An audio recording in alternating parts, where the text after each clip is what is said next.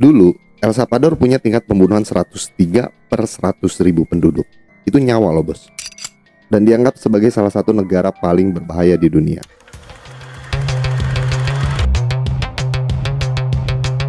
Dan sekarang angka itu udah anjlok jadi 7,8, yang membuat El Salvador ini menjadi salah satu negara teraman di benua Amerika. Perubahan ekstrim ini punya cerita yang sangat kompleks. Di balik kepuasan yang tinggi dari masyarakat sipil El Salvador, mulai timbul pertanyaan, bagaimana seorang keturunan Palestina bisa mengembalikan keamanan di Amerika Tengah? Siapa Nayib Bukele? Pahlawan yang menyelamatkan El Salvador dari kriminal, atau seorang diktator modern yang membungkam demokrasi? Di kuliner, kutipan lintas negara, kita bahas tangan besi dan mental baja dari seorang keturunan Palestina. Biografi dan perjalanan politik Nayib Bukele. If you have to prioritize. Nayib Bukele lahir di Salvador 24 Juli 1981. Ia berasal dari keluarga pengusaha terkemuka. Ayahnya, Armando Bukele, adalah seorang imigran yang sukses berbisnis di bidang tekstil, farmasi, retail, dan media. Ayahnya juga seorang mualaf yang menjadi imam dan pendiri beberapa masjid di El Salvador. Salah satu pionir bahkan yang mendirikan masjid di El Salvador. Sementara itu ibunya bernama Olga Marina Ortez dan beragama Katolik Roma. Meskipun ayahnya seorang muslim, Nayib Bukele sendiri menyatakan sebagai sosok yang percaya pada Tuhan, namun tidak secara spesifik terikat dengan satu agama. Yang menarik, sebelum terjun ke dunia politik, Nayib Bukele sendiri sudah memiliki dan menjalankan beberapa perusahaan, salah satunya sebagai pemilik Yamaha Motor El Salvador. Di usianya yang sangat muda, dia udah ngejabat sebagai direktur, di umur dia 18 tahun. Perjalanan politiknya mulai dari level kecil, sebagai wali kota di kota Nuevo, sebelum akhirnya berhasil memimpin ibu kota San Salvador. Di sini ia dikenal dengan kebijakan inovatifnya, membuktikan bahwa ia punya rekam jejak dan bukan politisi karbitan untuk naik ke tahap selanjutnya. Namun, pada tahun 2017, Bukele dipecat dari partainya, yaitu FMLN atau Partai Pembebasan Nasional ya. Nayib Bukele dipecat dari FMLN karena perselisihan internal dan perbedaan visi politik. Bukele yang saat itu menjabat sebagai wali kota San Salvador sangat kritis terhadap visi dan misi partai tersebut. Bukele merasa partainya ini tidak memiliki visi yang jelas untuk masa depan El Salvador dan tidak mampu merespons kebutuhan masyarakat dengan efektif. Kemudian Bukele juga merasa partainya ini nggak bisa menuhin ambisi dia gitu untuk menata negara El Salvador ini, atau partainya ini kurang punya kapasitas lah buat ngeberangkatin dia jadi capres. Karena dirasa sudah mulai memiliki perbedaan pandangan politik, akhirnya si Bukele ini dipecat. Pemecatan ini justru dianggap titik balik. Ia kemudian membentuk gerakan politik baru bernama Nuevas Ideas, atau ide-ide baru lah ya, yang mengukuhkan citranya sebagai orang luar yang berani melawan sistem politik lama atau jadul. Strategi tangan besi Bukele mengurai kekuasaan geng kriminal.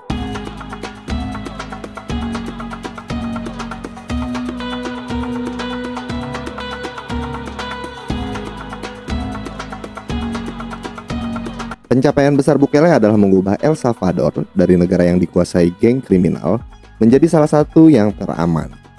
Musuh terbesarnya adalah dua geng paling brutal, yaitu MS-13 dan Barrio 18.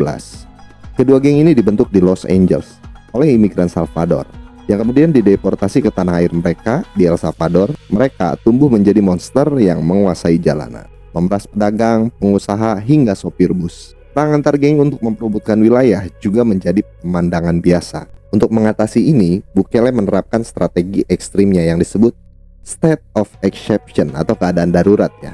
Ini adalah kebijakan luar biasa yang memberi perintah wewenang untuk sementara waktu membatasi hak-hak dasar demi keamanan publik.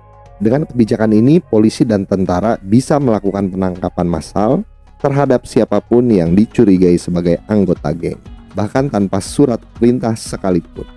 Hasilnya, lebih dari 70.000 orang dijebloskan ke penjara. Tahanan ini juga tidak dapat memproses hukum. Kemudian hak-hak seperti berkomunikasi dengan keluarga sangat amat dibatasi. Kebijakan ini memang kontroversial, tapi hasilnya tidak bisa dibantah. Angka pembunuhan anjlok drastis dan masyarakat yang dulu ketakutan kini bisa kembali beraktivitas normal. Tantangan melawan perdagangan narkoba. Meskipun geng jalanan sudah ditekan, El Salvador masih menghadapi tantangan besar seperti sindikat perdagangan narkoba. Karena letaknya yang strategis, El Salvador sering jadi jalur transit narkoboy dari Amerika Selatan ke Amerika Serikat.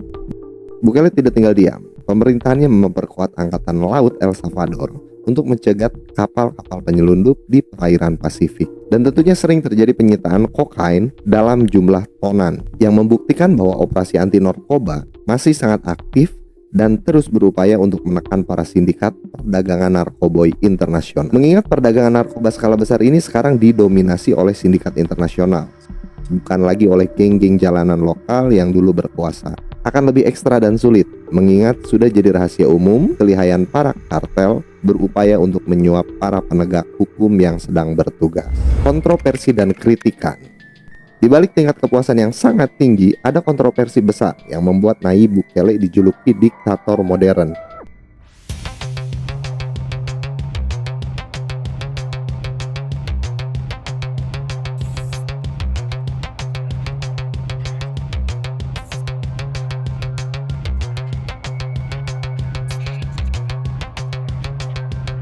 Namun, dukungan untuk Bukele sangatlah kuat dari mayoritas rakyat El Salvador yang merasa ia adalah pahlawan yang mengembalikan keamanan. Namun kritikan keras datang dari kelompok minoritas yaitu organisasi HAM dan jurnalis independen.